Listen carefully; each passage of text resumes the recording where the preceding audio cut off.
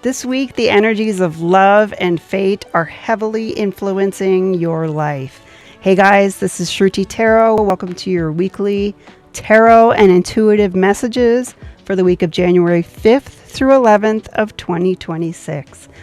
This year, I'm going to be trying something new. You can see in the upper corner, I'll be drawing on this thing called a Buddha board, and I'm going to be channeling some quick visual intuitive messages. I am an artist. I do channel through imagery. The Buddha board is something you draw on with just water. It makes an image and then it evaporates very quickly. So in the art of Zen, it encourages us to live in the present moment.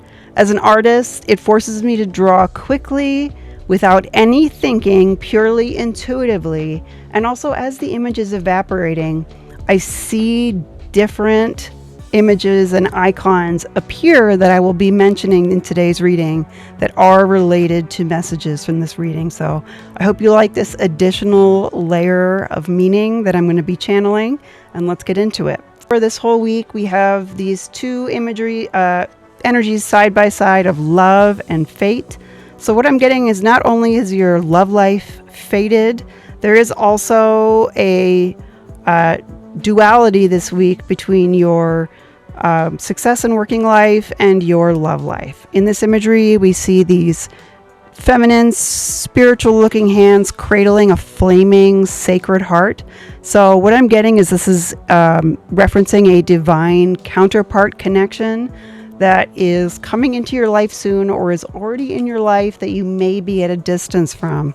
And this is encouragement that even if this is not manifesting currently in your life, the energy is around you, it's coming in, or it is waiting for the fated moment to finally come together. So it's encouragement to not feel like you're missing out. This connection is fated. In terms of your projects, your career, your working life, there's also an element of fate, and this is kind of looking like a golden egg on a luxurious royal pillow with this these leaves of they're laurel leaves, which laurels were crowns of victory in Roman times. So your victory, your hatching out of this egg phase that was all of 2025 is beginning. You're coming out as a butterfly. You are reawakening into a higher version of yourself. And this is kind of a transitional moment on Monday. The card I pulled is the Four of Cups reverse. We see a magical mermaid looking sort of forlorn and disappointed and sad. And she's being nurtured with by this female priestess figure who's sort of made her this magical witch's brew cup of tea to cheer her up and to remind her, hey, you're a magical mermaid. And since it is in reverse, what I'm getting is this is kind of leftover energy that's filtering into the first part of the new year of maybe some things didn't go the way you thought at the end of last year. Maybe there were some disappointments over last year. Remember that you are magical. Remember that life is magical. Nothing that comes in that is disappointing is meant to hurt us. It's not meant to set us back. It is actually meant to redirect us towards our best life. So always remember that. It'll help pull you out of any lingering, down, disappointed energy, or maybe simply just a period of needing to recharge after the end of last year. Because heading into Tuesday, the card we pulled is the Queen.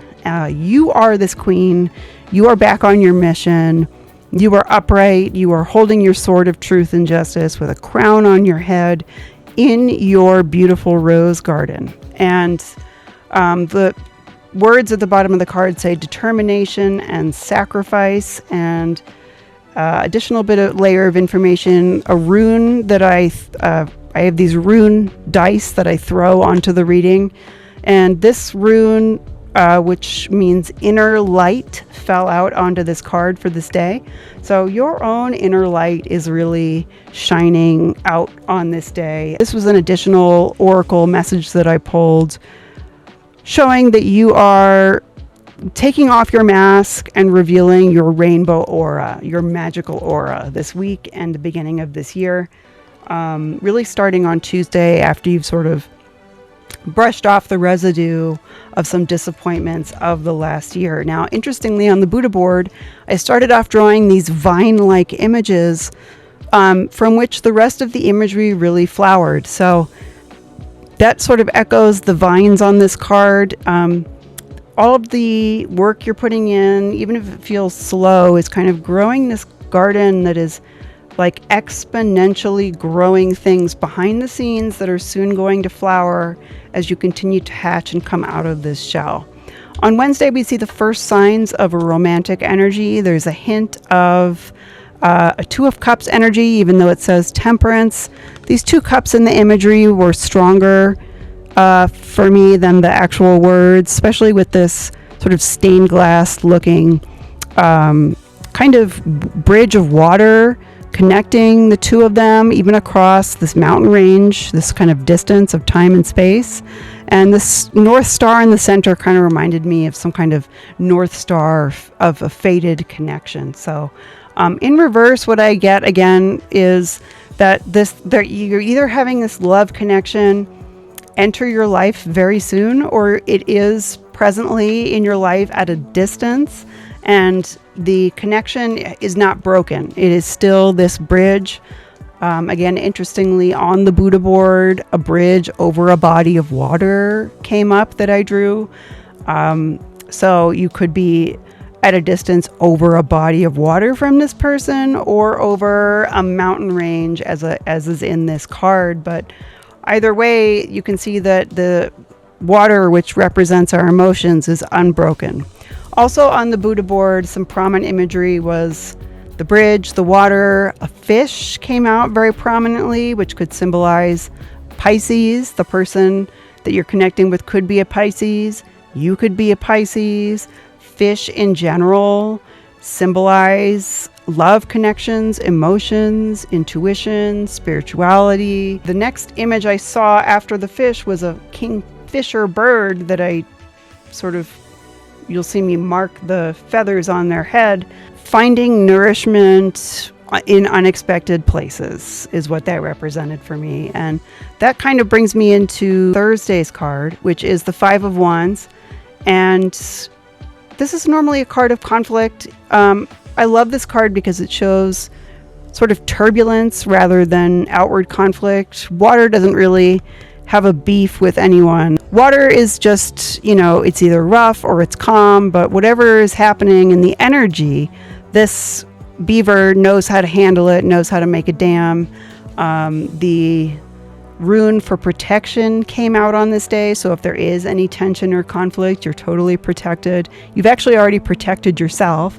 And the last message I get is that in a strange bit of synchronicity, I saw a news article this morning where some beavers made a dam on a river and saved a local government like $7 million because it helped clean the river.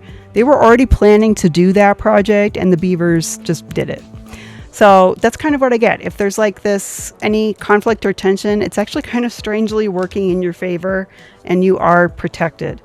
By Friday, you're going to be seeing a lot of upward movement. A lot of things could come together or happen on Friday. The Eight of Wands is a card of action, communication, fast-moving developments. And this woman is being lifted into the sky by a lot of parachutes. Like I'm getting that a lot of different projects you're working on are all taking off together, and it's lifting you up. I'm also seeing a little bit of a similarity between the way this woman looks and this mermaid from the first card. And it's almost as if you, as this magical mermaid, have kind of gotten back to work, remembered your inner light, and it's now lifting you into a very successful era of your life for you. It's not just a successful moment. This is a successful era. And now that you're leveling up, by Saturday, this does come with a bit of self-reflection and healing of old wounds. This Nine of Wands is about being a little bit battle-scarred and tired. And it's in reverse, meaning you are healing it. You are stitching up these wounds and scars. Again, we see this vine-like garden imagery. It's like you were attacked by thorns, but then it started to flower with beautiful roses all around you. Again, getting back to the idea that what tries to harm you is actually working in your favor, strangely enough. And the rune for the day is about shadow work. It's the rune of shadow and tension. So I find this myself sometimes when we have successes and when we start to level up, any unhealed bits of our shadow will appear just to show us continued layers of ourselves that we need to look at, so that we can go to higher and higher levels, because by Sunday we are the magician. We are become the swan from the ugly duckling. We are kind of the birthday girl, sort of center of attention, coming out of this rabbit hat. We are magic. Again, this theme of the year, the whole year, is that we are magic, and this whole week is remembering that we are magical. And doing this is sort of mending the yin part of ourselves, that magical, mystical, female, intuitive part of ourselves. It looks like a wonderful week of kind of reclaiming our magic and getting back to our mission. And the Buddha board images kind of confirm that. Really saw a lot of energy movement, energy transformations. There was a piping plover that came out in addition to the kingfisher. A lot of coastal water imagery and a lot of growth and success as we move upwards into this first part of our new year. So stay tuned. I occasionally will dial in deeper on daily readings, and also will do broader overviews in my monthlies. Also, my cat's tarot channel, Merlin the Tarot Cat. I'll see you guys next week.